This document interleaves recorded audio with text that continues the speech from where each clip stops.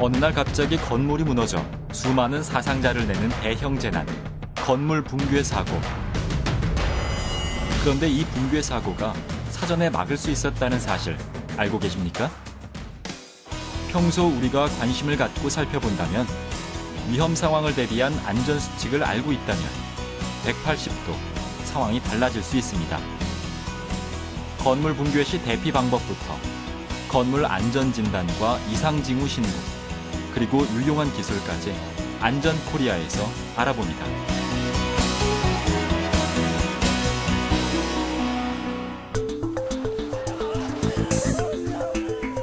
사상 최악의 사고로 기억되는 삼풍백화점 붕괴 사고. 리모델링 건축 중이던 상가가 붕괴돼 2명의 사망자가 발생한 천호동 붕괴 사고. 대학생 환영회 중 무너진 경주 마우나 리조트 붕괴 사고. 신축 오피스텔이 기울어져 철거를 한 충남 아산 사고까지. 평소 건물 안전에 조금만 관심을 기울였다면 충분히 막을 수 있는 붕괴 사고들이었는데요. 우리 주변엔 위험을 내재한 건물이 수없이 존재하고 있습니다. 그러나 아직도 대부분의 사람들이 이런 위험을 인식조차 하지 못한 채 지나치고 있는 현실. 들으면은 좀 여기 무너지지 않을까라는 생각도 들긴 하는데, 듣기 전까지는 그런 거 별로 신경을 안 쓰니까. 붕괴된다 생각했는데 뭐도 별로 없어요. 뭐가 됐네. 난 그만큼 난 몰라. 그 관심을 집어넣었어요. 관심.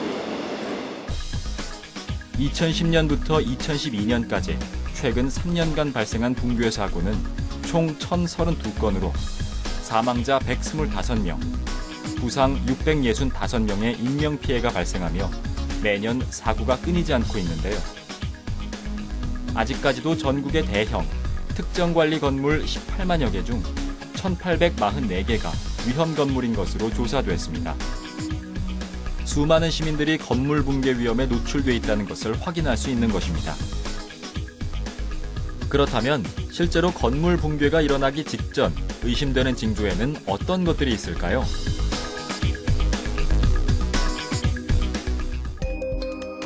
삼풍백화점 사고에서도 천장이 갈라지고 시멘트 가루가 떨어지는 등 건물 붕괴를 알리는 이상 징조가 있었는데요. 건물 붕괴는 예고 없이 찾아오는 사고가 아닙니다. 건물에 이상이 생기기 시작하면 반드시 그 징조가 나타나기 마련인데요. 건물 붕괴가 일어나기 전에는 건물 바닥이 갈라지거나 함몰되는 현상이 발생합니다. 그리고 창문이나 문이 갑자기 잘 닫히지 않으면서 창문 틀이나 문 틀이 기울어지거나 비틀어지는 경우가 있습니다. 기둥이 휘고 대리석 같은 마감재가 떨어져 나갔다면 긴급히 전문가의 안전진단을 받아야 하고, 기둥 주변에 거미줄 모양으로 균열이 생기거나 바닥 슬래브가 모양 변형이 생겼다면 건물 붕괴를 의심해봐야 합니다. 특히 계속적으로 집안 침하가 일어나고 석축이나 옹벽에 균열이 생기고 부풀어 오르는 현상, 벽이나 바닥에서 얼음이 깨지는 듯한 균열음이 발생한다면 건물에서 대피하도록 합니다. 사람은 아프면 아프다고 말을 하지만 이 건물은 말을 하지 못합니다. 다만 나타날 수 있는 징후가 바로 건물의 균열입니다. 그런 징후가 보였을 때는 그 징후를 바로 조치하는 것이 가장 안정된 방법입니다.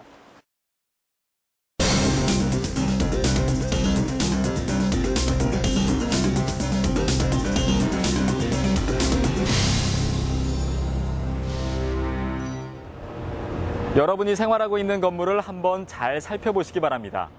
건물 벽에 금이 간다거나 아니면 학교나 공공건물이 흔들린다거나 주차장 기둥이 휘어진다거나 하는 문제점들이 발견될 수도 있을 겁니다. 이렇게 문제점들이 발견된다면 신속하게 신고를 해서 위험 요소를 해결해야 하는데요. 신고를 하는 방법은 크게 3가지 방법이 있을 수 있습니다. 첫 번째 방법은 스마트폰의 안전 디딤돌 앱을 다운받아 소방방재청에 신고하는 것입니다. 두 번째 방법은 소방방재청 홈페이지에 있는 재난징후 정보 제보 게시판을 이용하는 것입니다. 상가 건물의 벽이 무너지고 아파트 주차장의 금이 간 부분을 시민들이 직접 이 게시판에 제보하고 있는데요. 이 제보들 중 대형 사고가 우려되는 시설에는 보수 조치가 이루어집니다. 세 번째 방법은 각 지자체인 시, 군, 구청의 재난안전관리과에 신고를 하는 것인데요. 지역 주민이 신고한 내용은 재난안전 담당관이 접수를 받아 소방방재청에 전달을 하게 되고 사안의 중요도에 따라 적절한 조치를 취하게 됩니다. 이렇게 신고를 하게 되면 재난징후 정보는 소방방재청의 국가재난정보센터로 접수됩니다. 재난징후 정보 제보 시스템은 소방방재청 국가재난정보센터와 각 지방자치단체가 2010년부터 운영하고 있는데요.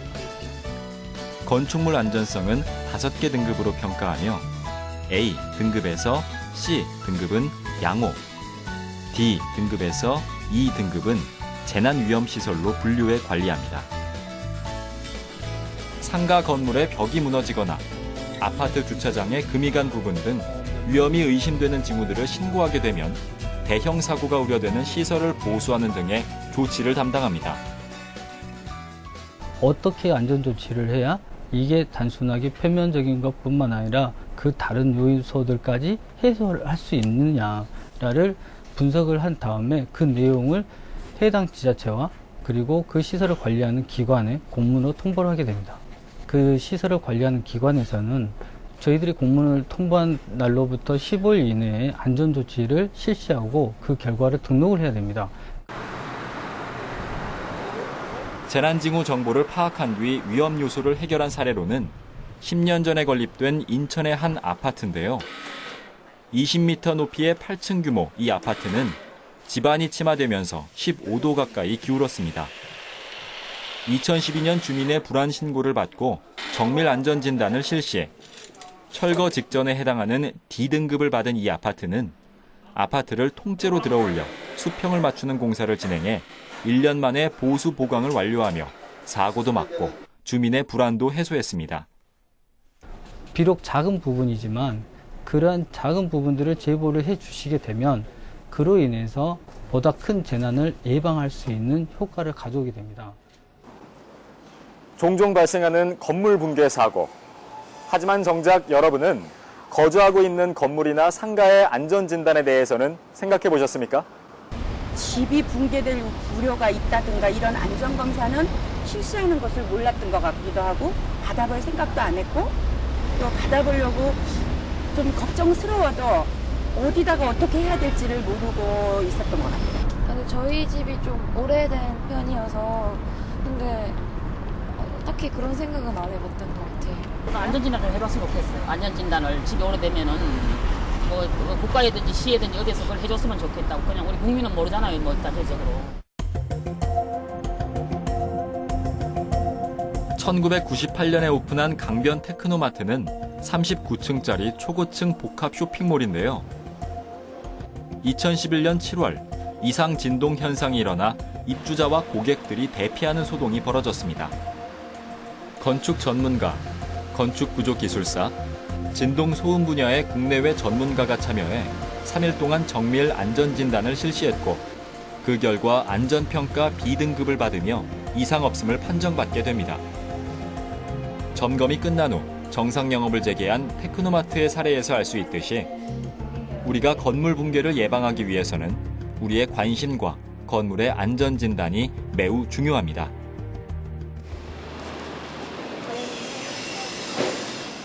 지난해 한 주민의 신고로 안전진단을 받고 있는 한 상가 건물입니다. 현상이라고 구조물 자체의 어떤 건전성 이런 것들이 붕괴나 이런 것들이 직접적으로 영향이 있기 때문에 구조물의 상태 이런 것들을 우리가 중점적으로 점검을 진행을 하고 있습니다. 콘크리트가 감싸고 있는 철근은 초음파 장비를 이용해 철근의 위치와 깊이 등을 진단합니다. 뜨지 않는 것을 확인한 이후에 건물에 힘을 받쳐주는 벽의 상태는 콘크리트의 밀도를 파악하기 위해 전문가가 직접 두드려 소리를 듣고 진행합니다.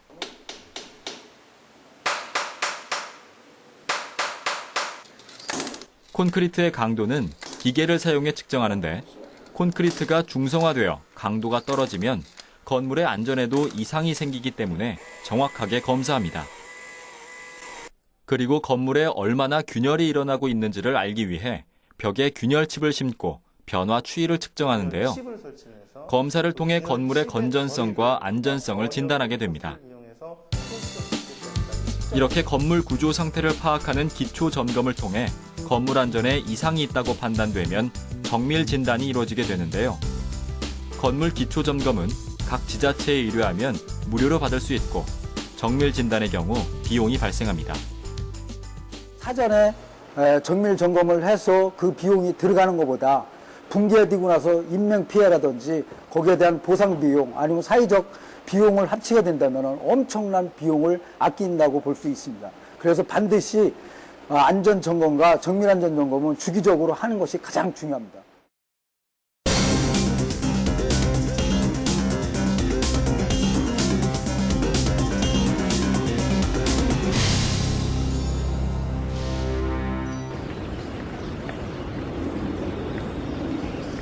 높은 빌딩과 아파트가 건설되면서 도시는 점점 고층 빌딩 숲으로 변해가고 있습니다. 만약 이 건물들이 무너진다면 그 피해는 엄청날 텐데요. 상상조차 하기 싫은 건물 붕괴는 현실에서 일어날 수 있기도 합니다. 그렇다면 여러분은 지금 계신 건물이 무너진다면 과연 어떻게 대피하시겠습니까? 수도가 있는 쪽으로 저도 대피를 해야 된다는 거를 좀 듣긴 들었는데 확실히 저도 잘 모르겠네요. 글쎄, 생각해봐야 될 것 같은데 전혀 지금 생각이 안 납니다. 안전 전문가 이영주 박사와 함께 대처 방법을 알아보기로 했습니다. 가장 먼저 향한 곳은 바로 비상계단이었는데요.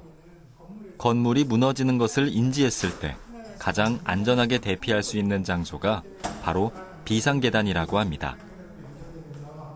실제로 비상계단은 보시는 바와 같이 구조벽으로 다 둘러싸여 있고요. 또 실제로는 이 구조벽에 내화 성능이라든지 방화 성능 이런 것들도 다 갖춰지고 있거든요. 그래서 실제로 건물이 어떻게 보면 붕괴가 된다고 하면 그런 붕괴될 영향을 받을 확률이 가장 적은 공간 중에 하나거든요. 1995년 발생한 삼풍백화점 붕괴 사고 현장. 현장에서 눈에 띄는 점은 건물의 양옆 기둥만이 형태를 유지하고 있다는 겁니다. 이곳이 바로 비상계단인데요. 비상구로 연결된 공간은 멀쩡한 상태지만 다른 곳은 모두 무너져 내린 것을 알 수 있습니다. 건물의 코어부라고 하는 거는 건물의 어떤 뼈대가 되는 가운데 중심이라고 보시면 되는데요. 대부분 그런 부분들은 엘리베이터 홀이라든지 엘리베이터 샤프트, 그다음에 피난 계단 이런 것들이 집중되어 있는 부분을 건물의 코어라고 합니다. 건물의 코어부는 사람의 척추와도 같은 중추 역할을 하는데요. 대부분의 고층 건물의 경우 건축물의 상하를 기능적으로 연결시키는 코어를 중심으로 건물을 조성하기 때문에 재난이 발생하면 이곳에 위치한 비상계단을 이용하는 것이 가장 안전한 것이죠. 또한 건물이 붕괴되면 무너진 콘크리트 잔해들이 어지럽게 쌓이게 되는데요.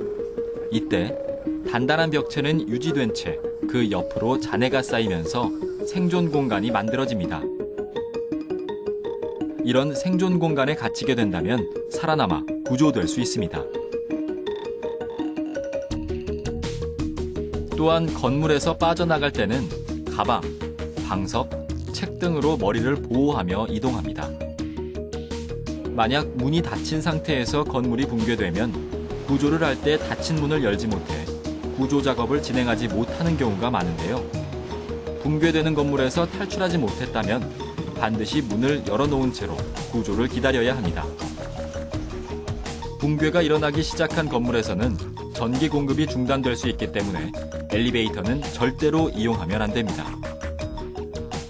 건물 붕괴가 시작되면 벽체나 창문, 기둥이 무너지기 때문에 완강기는 사용하면 안 됩니다.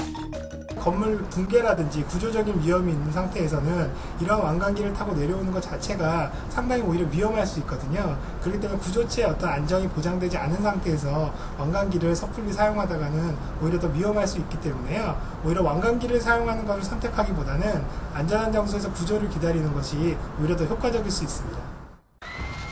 또한 외부에 있다가 무너지는 건물을 목격했다면 그때도 유의해야 할 점이 있는데요. 추가 붕괴나 가스 폭발, 화재 등의 위험이 있기 때문에 피해가 없도록 사고 현장에는 접근하면 안 됩니다.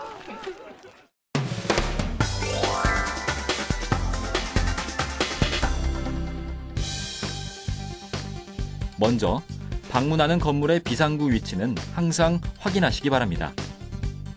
붕괴가 일어나는 건물 내부에 있을 때는 비상구로 대피하는 것이 가장 안전하다고 합니다. 둘째, 건물 밖으로 대피가 불가능할 경우 힘이 강한 벽체가 있는 좁은 공간으로 대피합니다. 셋째, 대피한 공간에 갇혀 구조에 어려움이 생길 수 있으니 문은 꼭 열어놓습니다. 넷째, 대피 시에는 가방, 방석, 책 등으로 머리를 보호하며 이동합니다. 다섯째, 엘리베이터는 절대 이용하지 않습니다.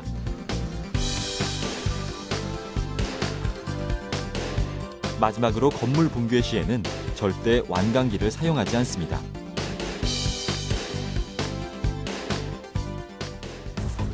그렇다면 건물 붕괴 시 우리가 꼭 알아야 할 안전한 대피 방법에는 또 어떤 것들이 있을까요?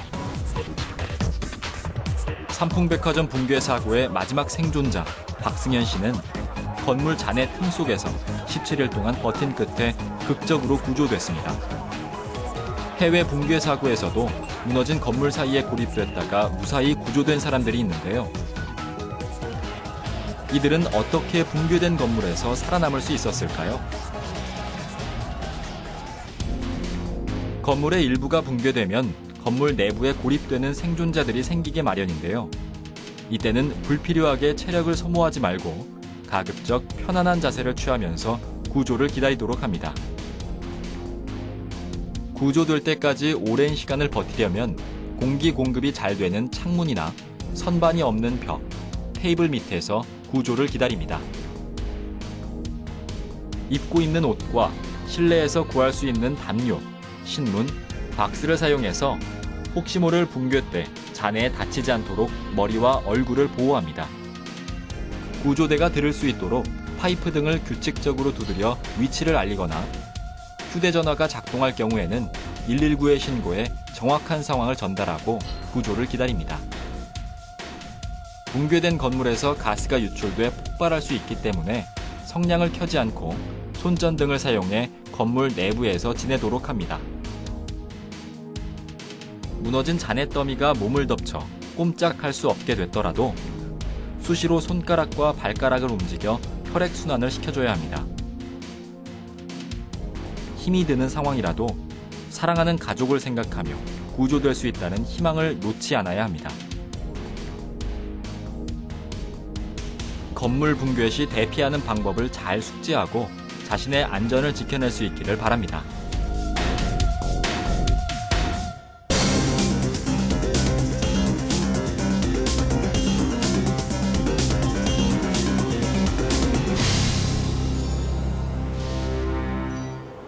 건물이 무너지면서 내부에 고립되거나 건물 잔해에 깔렸을 때 이 휴대전화 전원을 반드시 켜둬야 하는데요. 이 휴대전화가 건물이 무너졌을 때 안전에 어떻게 도움이 되는지 한번 알아보겠습니다. 많은 분들이 스마트폰을 사용하고 있는데요. 이 스마트폰이 긴급 상황에 도움이 됩니다. 스마트폰에는 위치를 알 수 있는 GPS가 내장되어 있습니다. 이 GPS가 건물 붕괴 시 갇혔을 때 내 위치를 재난본부에서 파악할 수 있어서 구조를 받을 수 있습니다. 현재 내 위치를 파악하는 GPS 원리는 GPS 수신기로 3개 이상의 인공위성으로부터 정확한 시간과 거리를 측정한 값을 받아 현 위치를 정확하게 계산하는데요. 위도, 경도, 고도의 위치뿐만 아니라 3차원의 속도 정보와 함께 정확한 시간까지 얻을 수 있습니다. 그런데 스마트폰에 있는 GPS 장치가 작동하지 않을 때는 내 위치를 어떻게 확인할 수 있을까요? 평소 실내 건물의 복잡한 길을 찾아주는 스마트폰 앱이 비상시에 도움이 되는데요. 바로 특별한 기술을 활용하기 때문입니다. 잘 모르는 낯선 건물이나 다중이용시설이 붕괴된다면 신속하게 대피로를 검색해 찾아갈 수 있고 혹시나 잔해에 갇히게 되더라도 우리의 위치를 추적할 수 있는 실내 내비게이션 앱 그 원리는 무엇일까요? 그 스마트폰 자체에 탑재되어 있는 관성 센서를 사용을 합니다. 그래서 화재 시나 건물 붕괴 시에 상식적으로 전력선이나 와이파이 신호가 다 끊기죠. 그랬을 때는 스마트폰에 있는 이런 센서들을 이용해서 스마트폰에 내장된 관성 센서의 종류에는 가속도 센서, 자이로 센서 등이 있어 보행자의 보행 패턴을 감지할 수 있을 뿐만 아니라 걸음수와 방향을 계산해 위치를 추정할 수 있습니다. 이러한 관성 센서를 이용한 위치 추적법을 PDR이라고 부르는데요. 이 방식은 와이파이나 GPS가 작동되지 않는 음영 지역에서 유용하게 쓰입니다. 관제센터 혹은 방제센터 입장에서 이러한 사용자들의 어떤 위치 정보를 종합하고 또 방제 상황이 발생을 했을 때 종합 방제 시스템을 가동해서 효율적으로 대피로라든지 이런 비상사태를 대응하게 해줄 수 있는 그런 근간을 제공할 수 있다, 이렇게 말씀드릴 수 있습니다. 실내에서도 나의 위치를 정확하게 알아낼 수 있는 실내 내비게이션. 시민들의 생활 편리와 안전, 두 마리 토끼를 잡을 수 있는 유용한 기술입니다. 건물 붕괴는 수많은 사상자가 발생하는 대형 사고로 이어질 수 있습니다. 평소 비상시에 대피하는 요령을 숙지하고 건물의 상태를 미리 점검하며 건물 안전에 힘을 쏟는다면 더 큰 사고를 방지할 수 있습니다.